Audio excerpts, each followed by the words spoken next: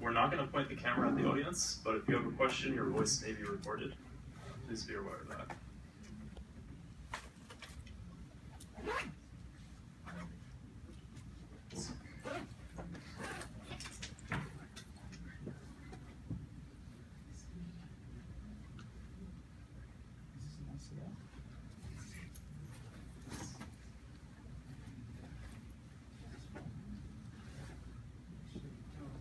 Posting this live stream link.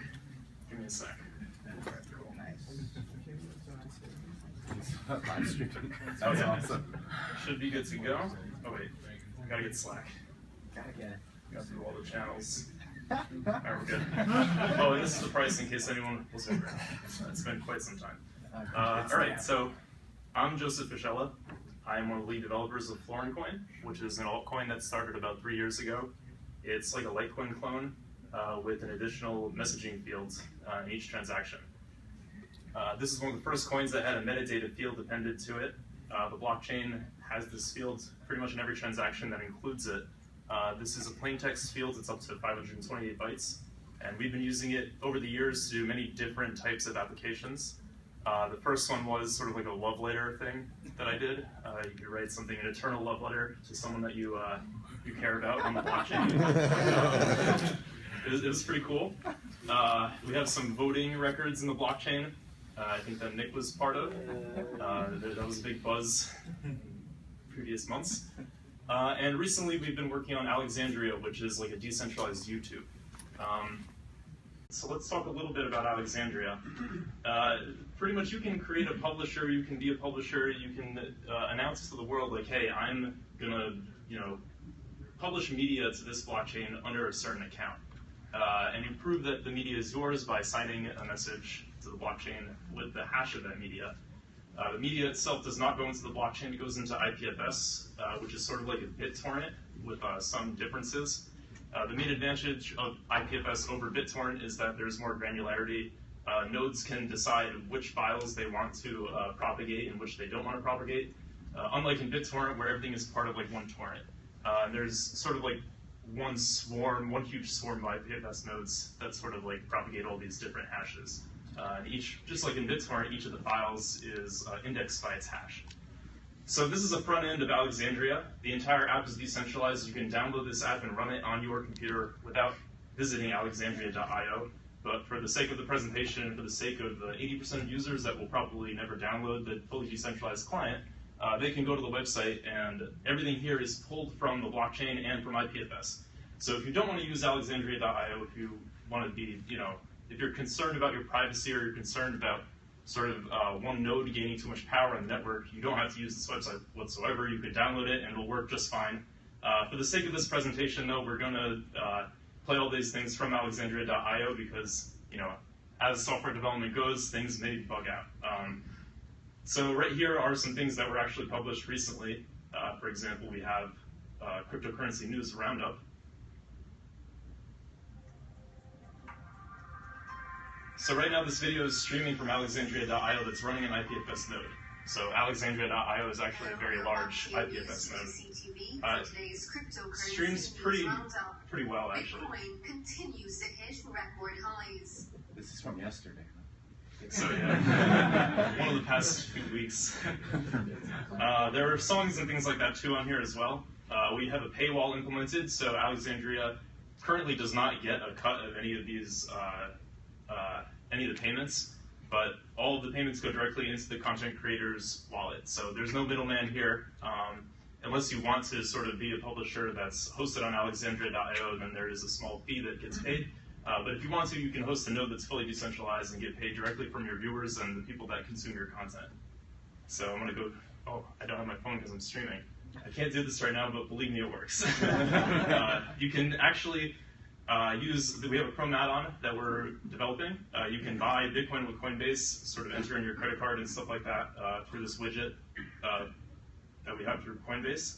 Or you can send Bitcoin through a QR code, at which point you'll be able to play the song. Some publishers can also choose to have a price per buy versus a price per play. This publisher confusingly decided to have a price per buy be free, so I can actually download this song for free, even though it would cost me 25 cents to play it. That's up to the publisher to decide. We have no control over that. So this is streaming from IPFS once again, which is pretty cool. So in case you're wondering how it works if you are a publisher, I have a video demonstrating some of the publisher functionality. It's under construction, so didn't want to do a live demo. But we have created this. This is going to be released on our Twitter and YouTube pretty soon with sort of like a voiceover. But I'll just go through it right now. So basically, you enter in your publisher name and your email address, prove that you're not a robot. This is for the web-based sign-up. Within the client, you'd actually have a running flo.cash node. It would be running in the background, and your front end would sort of communicate with the flo.cash node in the back end. You would create a publisher. That publisher message would be put onto the blockchain. And when you want to upload some media, you fill in the fields just like you would be uploading to YouTube. You can drag and drop from your desktop, put in your media files. There is where you would sort of decide how much you want to pay for it or how much you want people to pay for this, this media. You get a preview of it. I know it's a little dark on this screen, but that is a guy dressed as an Adidas stormtrooper with a boombox walking down the street. So you can publish this media to IPFS. It goes through this phase where there's sort of like a terminal where everything gets loaded into IPFS, loaded into the blockchain, at which point there's a success, and everyone else who's on the network will synchronize with IPFS and the blockchain, and they'll see it show up on the front end that I demonstrated earlier.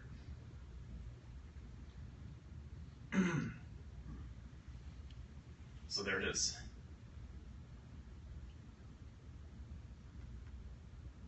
What we've done in Alexandria is we've had a lot of work done to do integration. So this is an example of someone sending a text message and it's actually showing up in the text message like you would see in YouTube or anything like that. That's streaming from? It's streaming from the Alexandria.io website, which is running an IPFS node. And it looks like I have a little bit of time left, so there is a new feature that I'm going to go through right now, which has never been seen before. One more thing. Yeah, one more thing. So we've done a lot of work on integrations. I think that it's very important to get media in the hands of people that are, not really into the whole blockchain tech space. So what we've done is we've made it so that a lot of the Alexandria purchases will seamlessly tie in with a lot of the existing apps that people use to consume their media. So once you buy something from Alexandria, for example, this is an example of someone downloading one song from an album from the BitDevs, and this should be imported directly into their Spotify playlist. So it's going to appear under the Alexandria playlist, and you can immediately play it after downloading it from Alexandria. So yeah, once again, it really blows me away that this is completely decentralized.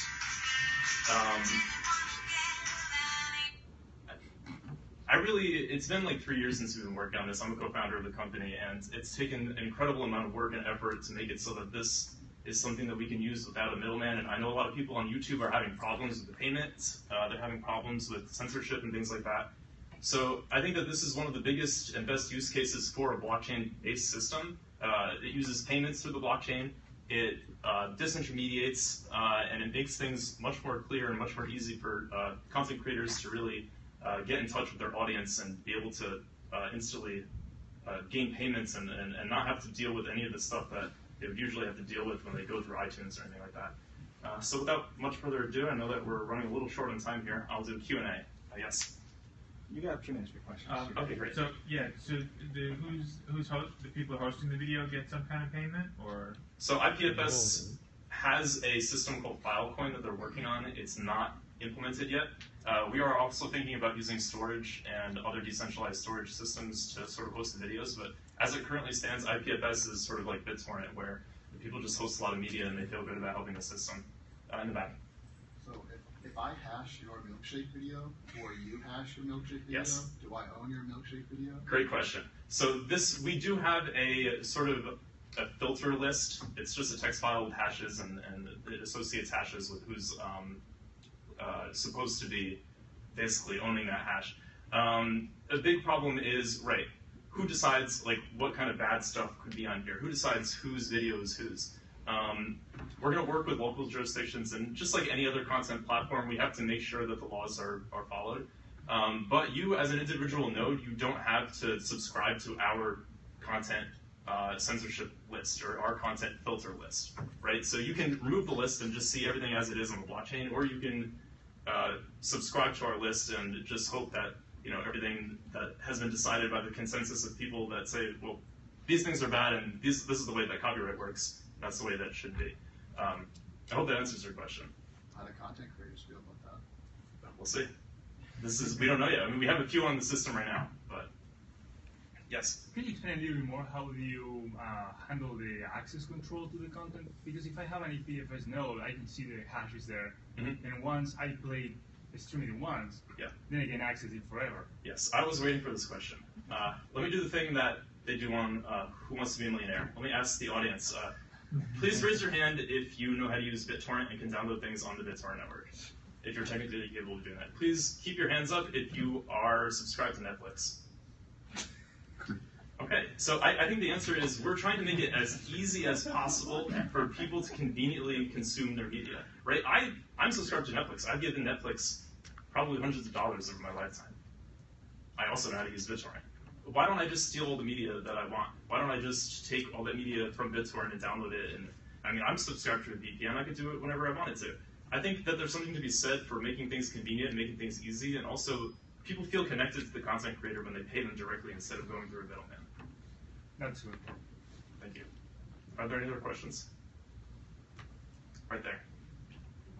Is pricing and payment data stored in a decentralized way, or does each node store information on the content? The content creator lists the pricing and information, all that metadata, right before we saw that terminal screen, all that stuff is listed on the blockchain. So the content creator takes a bunch of input boxes and fields in an HTML form. It gets sent to the blockchain. It's signed with their key, and everyone else on the network sees, okay, this content creator said that it costs this much. I'm going to agree to that.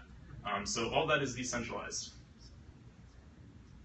Cool. If there are no more, one more. One last question. Yeah. It's tremendous. It's a decentralized system. Yes. I assume that part of its base will be focused towards people who need to get content out there that wouldn't be approved by certain entities. So is there any plans for making sure there's privacy for those people? We don't have any we don't have any at the moment, but we're looking into it. We want to do partnerships. We've done partnerships with the Internet Archive in the past for those purposes. So we could definitely talk to Tor and any other group that is interested in helping out. This effort is certainly applicable in many different ways. So I think that's a good idea, and I think we're going to look into that. Yeah, I just wanted to add 2 cents. Sure. So I'm really interested in this, even if it's just like not necessarily like a hostile fork, but if the code is open source to basically make new networks like this, new front ends, because everyone has different jurisdictions that they have, and singular like block lists don't necessarily need to apply to everyone on the globe. So I definitely see this federated out, and there are definitely projects out there that are concerned about privacy. So I think that's not really a concern on the long road. Definitely with your partnerships, you'll take care of that. Thank you. Yeah, and I think just on that front, there is something to be said about having a FAT protocol versus a FAT application layer. If anyone's read that blog post recently, I think that this is an example of a FAT protocol where the competing front ends will sort of determine whose fork of that code will be running. But you can make the backend whatever blockchain you want. The protocol is there and it's open source and it's on GitHub and everyone can see it. So for whatever purposes they need it for, if it doesn't go in line with sort of the jurisdiction that maybe we use Alexandria, 99% of people use Alexandria in one jurisdiction, but they need it in a slightly different way in another jurisdiction, they can easily fork it and create whatever application they need. Can you pull up the repository just so people can take a look? Yes. Are there any other questions while he does that? All right, round of applause, folks.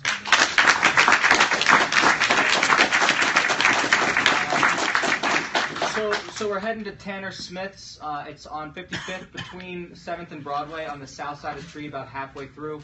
So look, there's never enough time. Thank you all for yours.